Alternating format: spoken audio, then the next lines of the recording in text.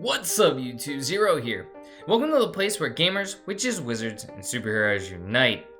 Today, I have the Thunder Wolf himself, Zinogre, in Monster Hunter Stories 2, Wings of Ruin. In this video, I'm going to show you some gameplay of Zinogre and give you some background information on this legendary electrified monster in Monster Hunter Stories 2, Wings of Ruin. I love Zinogre. It is an absolute beast.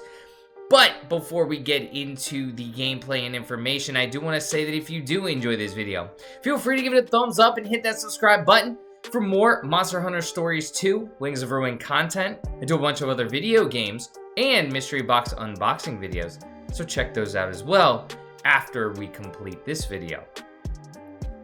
Zinogre is an absolute wrecking ball when it comes to battling. Again, it is a Thunder Wolf. It uses electricity to its advantage, so it's going to prefer to use electric type moves. When you're facing a monster that's weak to electric type moves, you're definitely going to want to pull out Zinogre. Zinogre also prefers speed type moves. So when you're facing monsters that prefer power type moves, you're going to want to pull out Zinogre as well. When you're facing monsters that prefer those technical type moves, you may want to put away Zinogre just for another battle.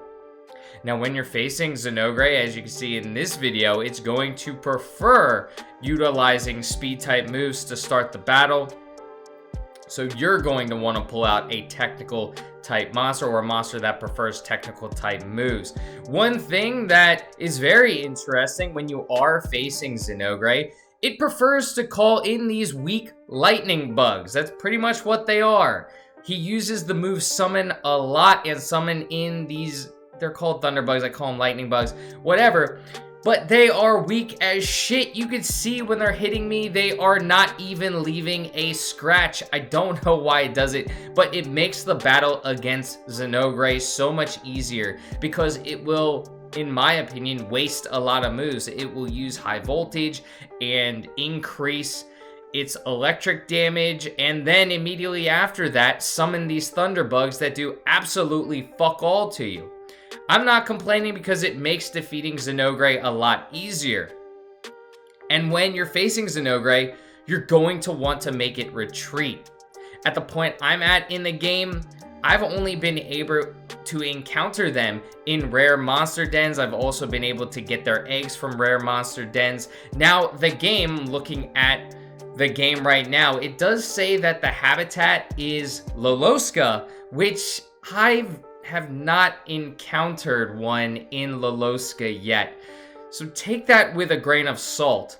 Where I have encountered Zinogres, though, are in the Turga Volcano Base, which is in Turga. So if you're looking for Zinogres, you may have better luck going to Turga Volcano Base.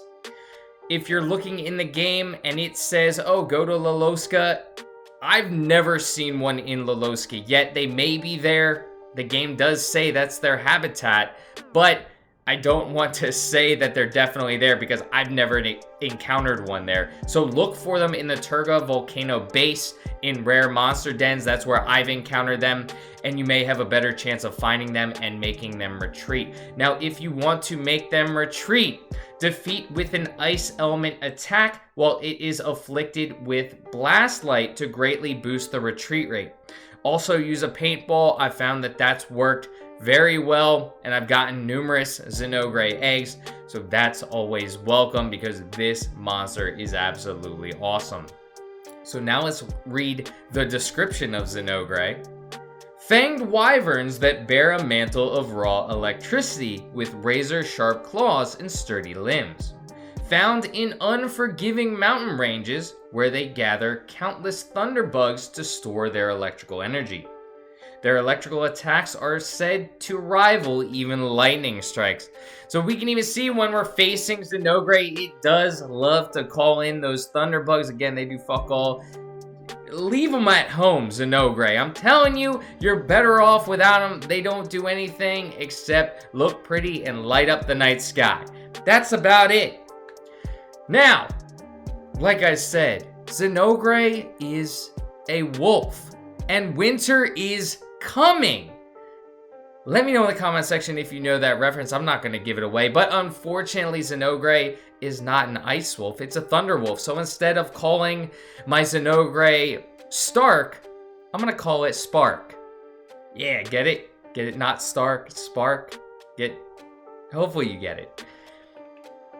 So anyway, if you are interested in its weaknesses to do a little bit more damage to this Zinogre, on the head, you're going to want to hit it with a bow and arrow. So that piercing type weapon on the head is what it's weak to. Now on the body, again, piercing type weapon, the bow and arrow. So head and body, those two areas, head and body, are bow and arrow piercing type weapons. On the tail, however, is a slashing type weapon. So remember, when you're facing the head or body, you can use a bow and arrow, the piercing type weapons, and when you're facing the tail, you want the slashing, the sword type weapons to deal more damage. Now let's talk about the Monstepedia.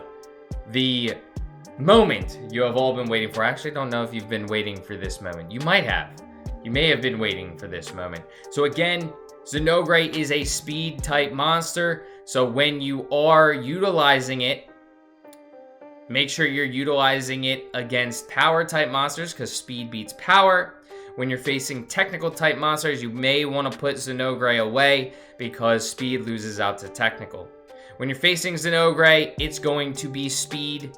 So break out those technical type monsters, and you may want to leave the power type at home. But that's when you start out the battle. Once it gets infuriated, it changes it up.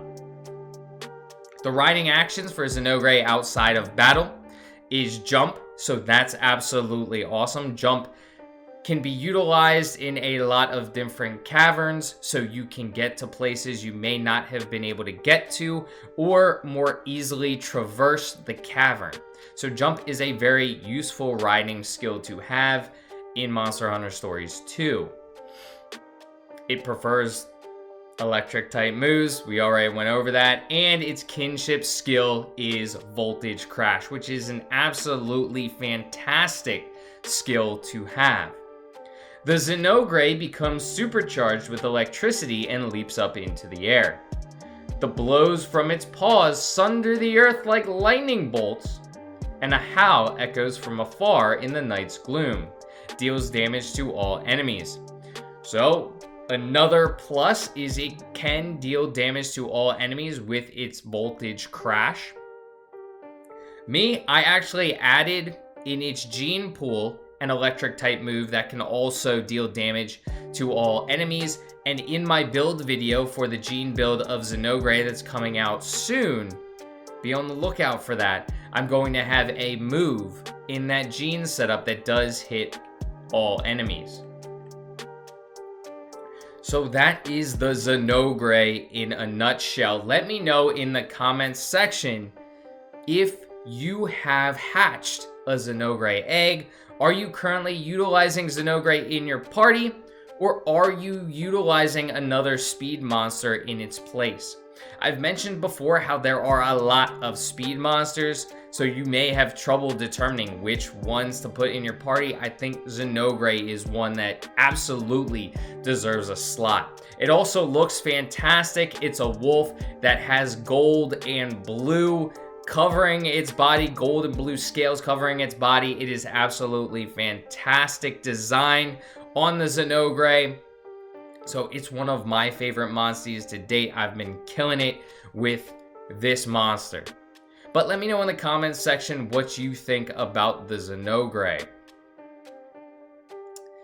I hope you have a great rest of your day. Thanks for sticking around to the end of the video. Go ahead and check out some of my other Monster Hunter Stories 2 videos.